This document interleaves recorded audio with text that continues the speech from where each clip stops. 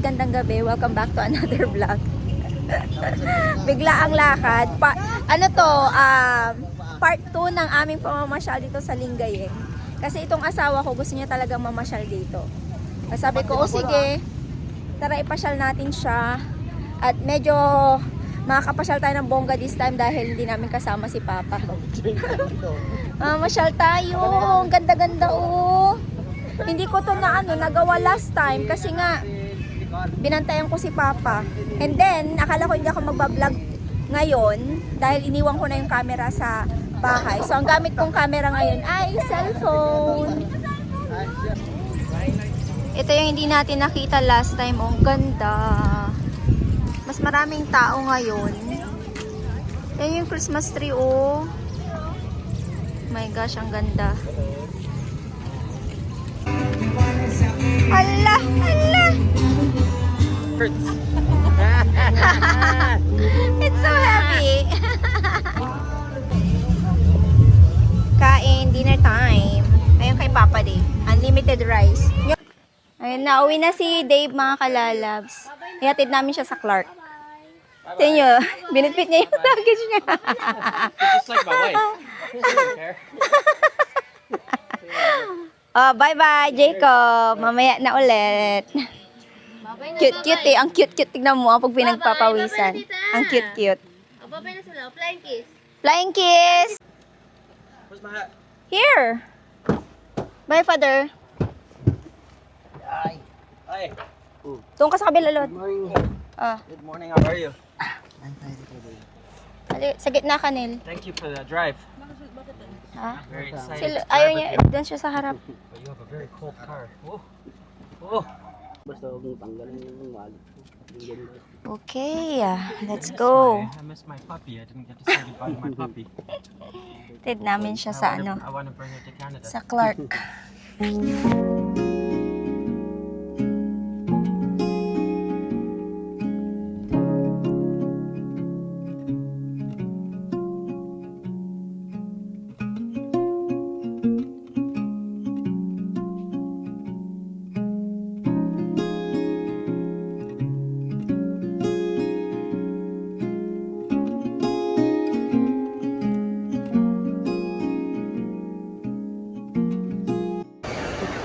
Nandito na kami sa SM Clark, mga kalalabs.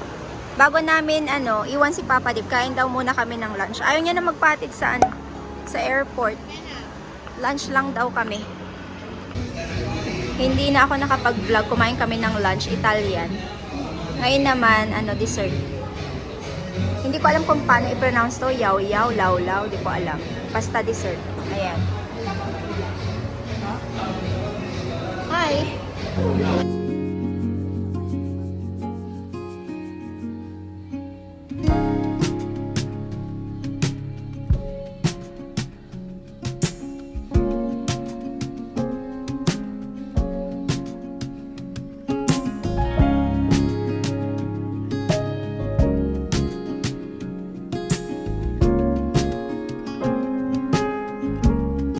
On the way na kami sa airport. Si Dinel. Tinay si Dinel. Nakikipag-away siya kay Nicole kanina. Sabi ni Nicole, Kimi Sam, si Nicole kasi nag-order medium size. Medium size din sa akin, kay Iyay medium size. Tapos kay Dinel, syempre, large. Tapos yung isa na inggit, ay gusto niya pa. Inuwanan niya ako kamo. Pahingi, sabi niya ni Nicole. Sabi ni Dinel, hey? Food is life. And then, di ba kumain kami sa Mama Luz Italian restaurant. And you liked my spaghetti, didn't you? Yeah, Ramsey loved the spaghetti. What do you call it? That one, Bem? With the Aioli? aioli. Ramsey, pag nasa Bicol ka at na-miss mo yon, bili ka lang ng spaghetti noodles, tapos bili ka ng olive oil, tapos garlic lang. Sarap din yung may sahog na Chili. sardinas. Oo, masarap din. Pati yung sardines daw, Lord says the sardines as Oh, well. see, I know. I know Yeah. Filipinos more than you do. Akala ko kasi hindi nyo Why did you get magugustuhan. Sarap yun. Masarap daw, gawan kita, Lord. Yun na lang yata yung ihanda natin sa sa New Year. I think I will make that one in New Year's Eve.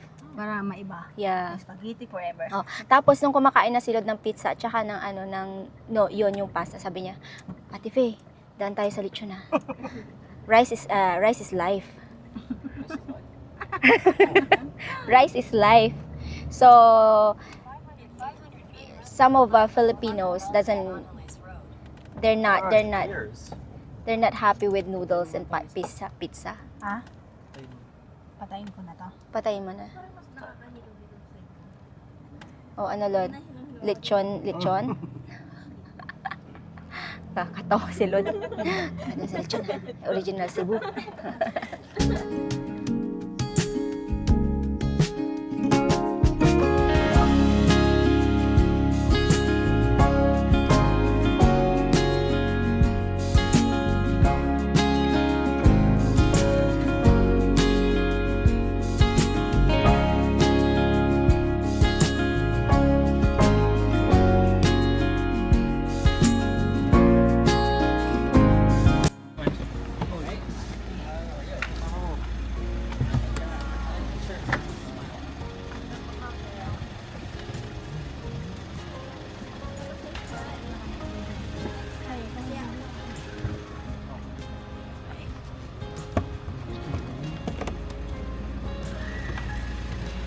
Thank you, Lord. Oh, thanks, Lord, too. Bye. Hi, Lord.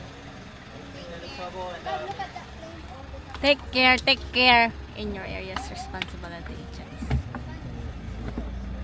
Ano magdadaw tayo? Nasaan na si Papa Dave? Pasok din lang naman tayo mamaya sa ano? Okay. So dadaan tayo doon? Okay.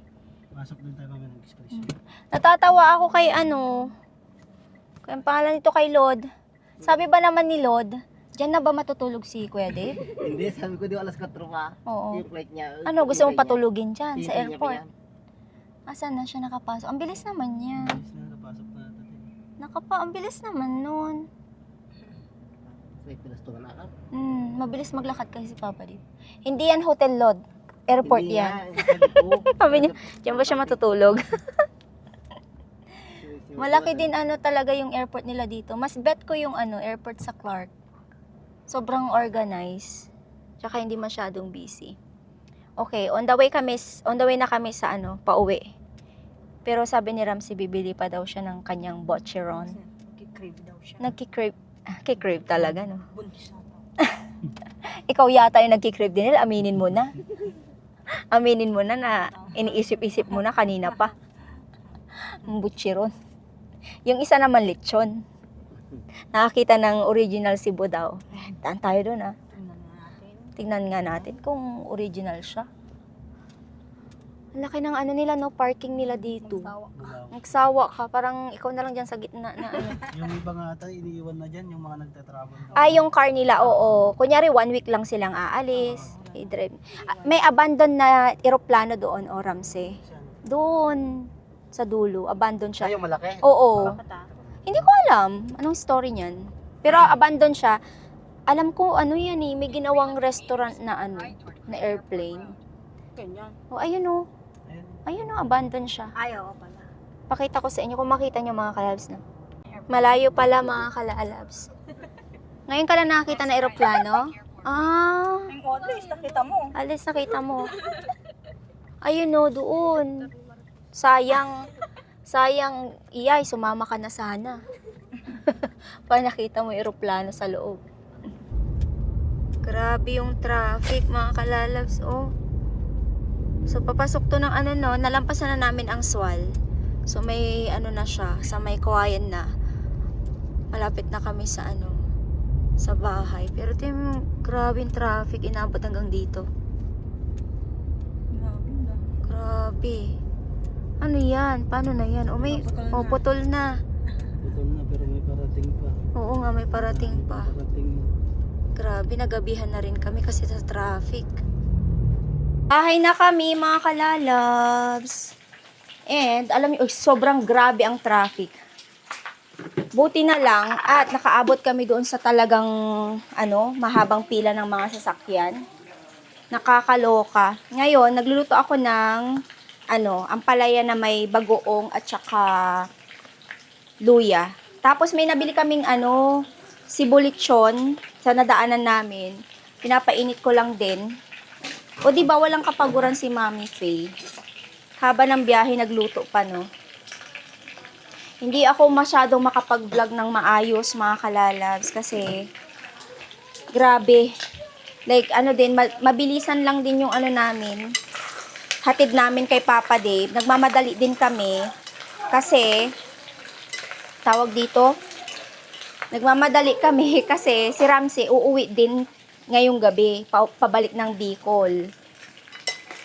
So, buti nga si Ramsey sabi niya, okay pa naman ako, hatid na lang natin si Kuya Dave. So, hinatid namin siya. Supposed to be, hindi na namin ihatid si Papa Dave kasi nga, yun nga, yung wala akong driver. Wala kaming driver na pwedeng mag-drive. Papuntang Clark Airport. Kasi si Lord, hindi pa siya sanay sa, malayo. Pwede naman siya mag-drive pero hindi niya talaga kaya pa. Kinakabahan pa siya. Si Ramsey lang talaga yung, buti nga dito si Ramsey. And sanay si Ramsey sa sa pagod. Grabe, hindi ko siya kinakaya. Like, alam mo yung go, go, go. Palaban din talaga. Kaya sabi ko sa kanya, salamat sa pagdadrive. Kasi talaga siya yung namin, kasama namin laging gumagala. Ayan, mainit na tong lechon. Parang masarap yung mantika nito. Lalagay ko sana sa air fryer. Para hindi na sana yung parang mas lumutong pa, kaso nga lang. Dito na lang ininit ko sa Ay, naku. Ayan. Hindi ko nilagyan ng mantika to, mga kalalabs, Baka isipin nyo pinrito ko. Yung mantika niya lang talaga na galing sa Luto na rin yung aking ampalaya. Alam nyo, hindi rin ako makapag-edit kasi talagang sobrang busy. Simula nung dumating si Papa Dave, kasi nga, diba, birthday din ni Papa the next day. Tapos yung Christmas nga namin, as what I said, sobrang simple lang. Tapos, ayun, hatid ka agad kay Papa Dave. And then, New Year na. Hay! Ang bilis ng oras, ang bilis ng araw. Ayan, kain tayo, mga kalalabs. Ako, busog pa naman ako ng, slide. Gusto ko lang talaga kumain ng itong sinabawan na ampalaya. Sarap nito. Ayan, yung ating palitsyon. Tapos, ito yung ating ampalaya na sinabawan. Sarap nito. May nagbigay sa akin na sobrang daming dahon ng ampalaya. Sa sobrang dami, ang dami kong gustong lutuin. Tulad nito, ganito yung paborito ko. Tapos yung nilaga, sausaw sa bagoong ganyan. Tapos sa munggo. Diba? Sarap. Ayan, kain po tayo.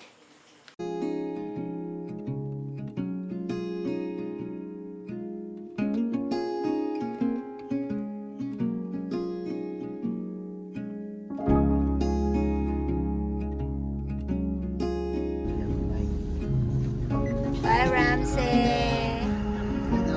Hatid naman namin siya dito sa bus station. Panay kami hatid-hatid for today's video.